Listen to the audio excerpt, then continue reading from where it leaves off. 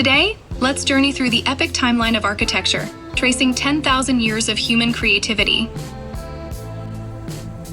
It all begins in the Stone Age. Early humans built shelters from what they found: caves, wooden huts, even animal bones.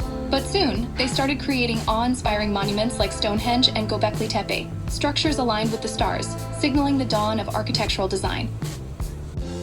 Civilizations rose, and with them, their grand visions. Egyptians built the timeless pyramids and colossal temples. Mesopotamians stacked mud bricks into towering ziggurats.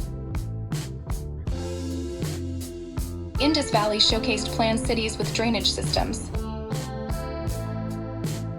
China developed wooden palaces and began the Great Wall.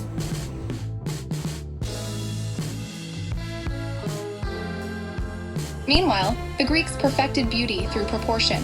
Think Doric, Ionic, and Corinthian columns. And the Romans? They revolutionized architecture with concrete, arches, aqueducts, and the majestic Pantheon. As empires fell, faith took center stage. Byzantine churches crowned cities with mighty domes like Hagia Sophia. Romanesque structures stood solid and fortress-like. Gothic cathedrals soared toward the heavens with pointed arches, ribbed vaults, and dazzling stained glass windows. The Renaissance reignited the flame of classical knowledge. Architects like Brunelleschi and Palladio brought symmetry, harmony, and perspective back into buildings. But then came the Baroque, loud, proud, and theatrical. Palaces like Versailles dazzled with gold and grandeur. Rococo took it further, softer, more playful, adorning interiors with delicate pastels and intricate details.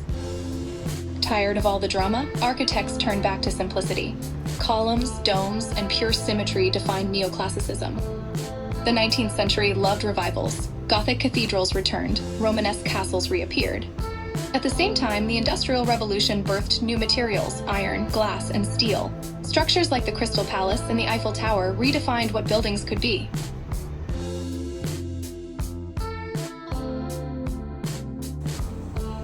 Then came modernism. Out with the old, in with the new. Art Nouveau swirled with natural forms. The Bauhaus taught one form follows function, using minimalism and industrial materials. Brutalism bared raw concrete to the world. While mid-century modern brought sleek, elegant homes into suburbia. Postmodernism said, why not mix it up? Why not have fun? Buildings became colorful, playful, even ironic.